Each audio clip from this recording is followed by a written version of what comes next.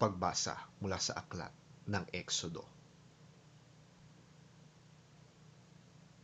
Sinabi ni Yahweh kina Moises at Aaron sa Ehipto, "Mula ngayon, ang buwang ito ang siyang magiging unang buwan ng taon para sa inyo. At sabihin ninyo sa buong sambayanan ng Israel na sa ikasampung araw ng buwang ito, bawat pamilya ay pipili ng isang tupa o batang kambing para sa kanila. Kung maliit ang pamilya at hindi makakaubos ng isang buong tupa, magsasalo sila ng malapit na kapitbahay na hindi rin makakaubos ng isang buo. Ang dami na magsasalo-salo sa isang tupa ay ibabatay sa dami ng makakain ng bawat isa. Kailangang lalaki ang tupa o ang kambing, 1 taong gulang, walang kapintasan. Aalagaan ito hanggang sa 14 ng buwan, at sa kinagabihan, sabay-sabay na papatayin ng buong bayan ang kani-kanilang inalagaang hayop.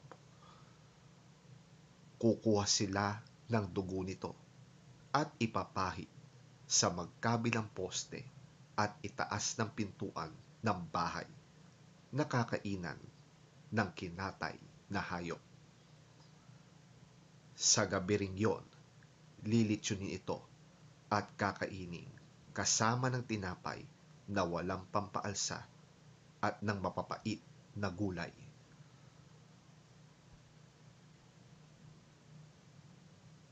Kapag kakainin na ninyo ito, dapat nakabihis na kayo, nakasandalyas at may hawak na tungkod.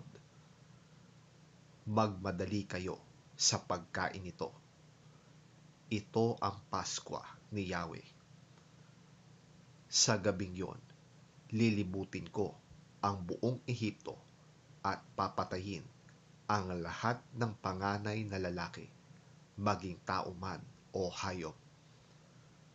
At paparusahan ko ang lahat ng Diyos-Diyosan sa Ehipto. Ako si Yahweh. Dugo ang magsisilbing palatandaan ng mga bahay na inyong tinitirhan. Lahat ng bahay na makita kong may pahid ng dugo ay lalampasan ko, at walang pinsalang mangyayari sa inyo habang pinaparusahan ko ang buong Ehipto.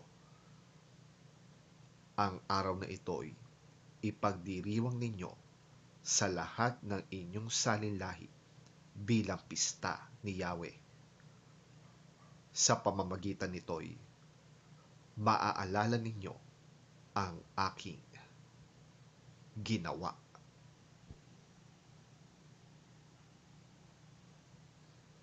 Ang salita ng Diyos. Salamat sa Diyos. Pagbasa mula sa unang sulat ni Apostol San Pablo sa mga taga-Korinto. Ito ang katuroang tinanggap ko sa Panginoon at ibinigay ko naman sa inyo. Noong gabing siya'y ipagkanulo, ang Panginoong Hesus ay dumampot ng tinapay, nagpasalamat at pinagpira-piraso yun at sinabi, "Ito ang aking katawan na inihahandog para sa inyo. Gawin ninyo ito bilang pag-aalaala sa akin."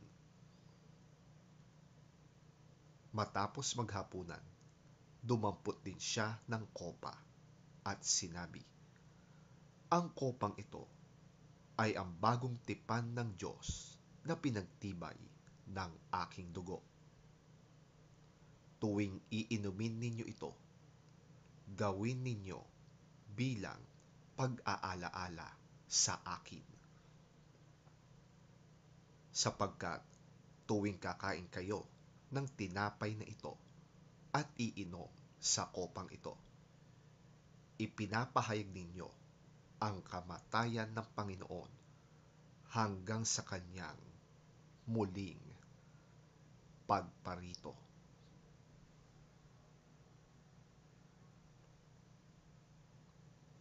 Ang salita ng Diyos. Salamat sa Diyos.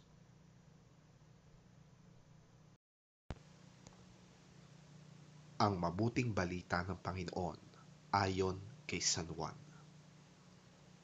Papuri sa iyo, Panginoon. Bispiras na noon ng Paskwa, alam ni Jesus na dumating na ang panahon ng kanyang pag-alis sa daigdig na ito upang bumalik sa Ama.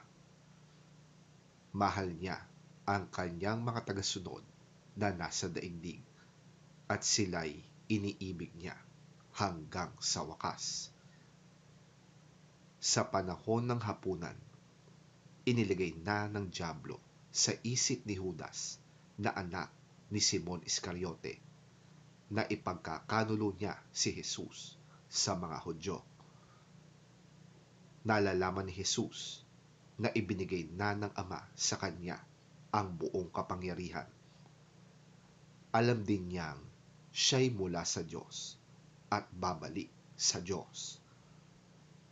Kaya't siya'y tumayo mula sa hapag, nag-alis ng panlabas na balabal at nagbigkis ng tuwalya sa baywang.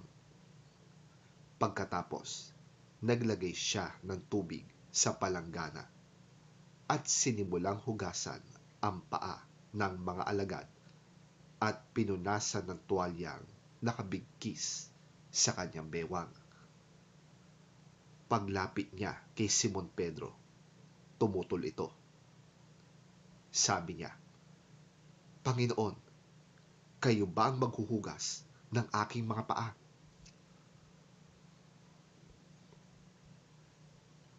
Sumagot si Jesus, hindi mo nauunawaan ngayon ang ginagawa ko. Ngunit mauunawaan mo rin pagkatapos. Muling nagsalita si Pedro, hinding-hindi ko pahuhugasan sa inyo ang aking mga paa. Ngunit sinabi ni Jesus, malibang hugasan kita, wala kang bahagi sa akin. Dahil dito'y sinabi ni Simon Pedro, kung gayon, hindi lamang ang mga paa ko, kundi pati na rin ang aking mga kamay at ulo. Sumagot si Jesus, ang nakapaligo na ay hindi na kailangang hugasan pa maliban sa kanyang mga paa, sapagkat malinis na ang buo niyang katawan. At kayo'y malinis na, subalit hindi lahat. Dahil kilala ni Jesus kung sino ang magkakanulo sa kanya, sinabi niyang malinis na sila, subalit hindi lahat.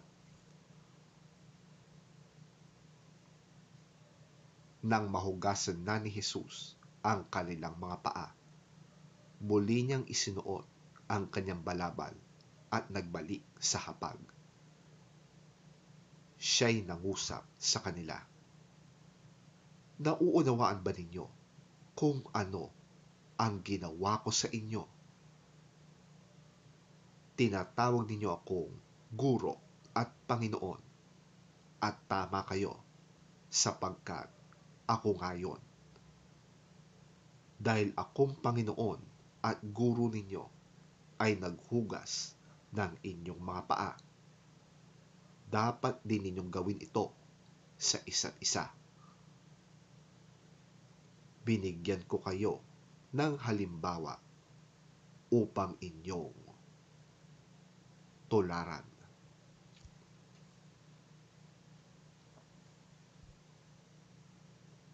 Ang mabuting balita ng ating Panginoon. Pinupuri ka namin, Panginoong Hesukristo. It was now the day before the Passover festival. Jesus knew that the hour had come for him to leave this world and go to the Father. He had always loved those in the world who were his own, and he loved them to the very end.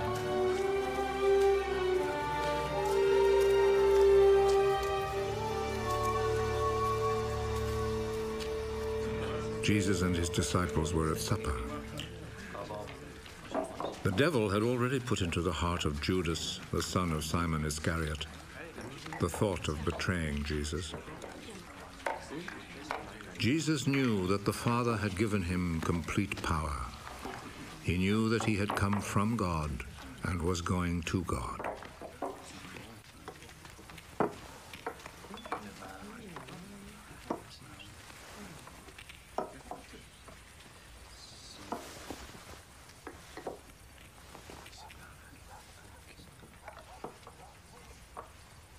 So he rose from the table, took off his outer garment, and tied a towel round his waist.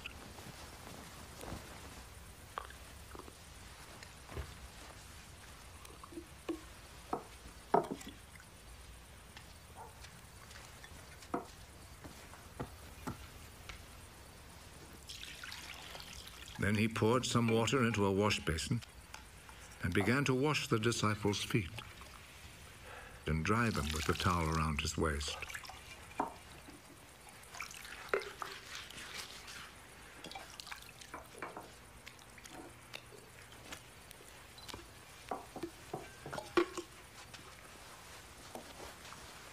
He came to Simon Peter.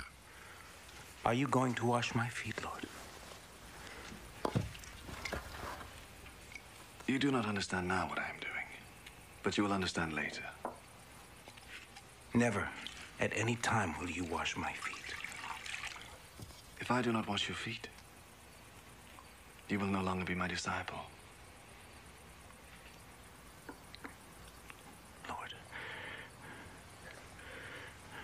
do not wash only my feet, and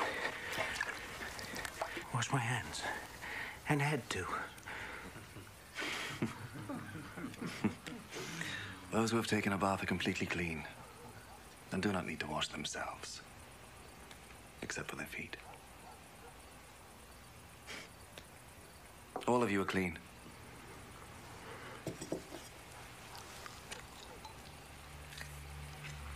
All except one. Jesus already knew who was going to betray him. That is why he said, "All of you except one are clean."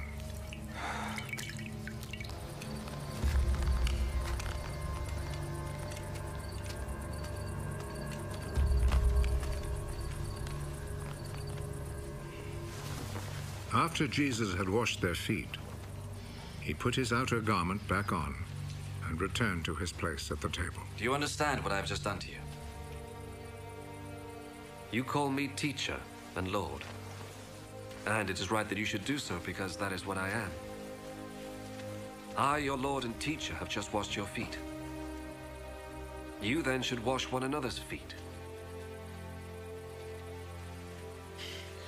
I have set an example for you, so that you will do just what I have done for you.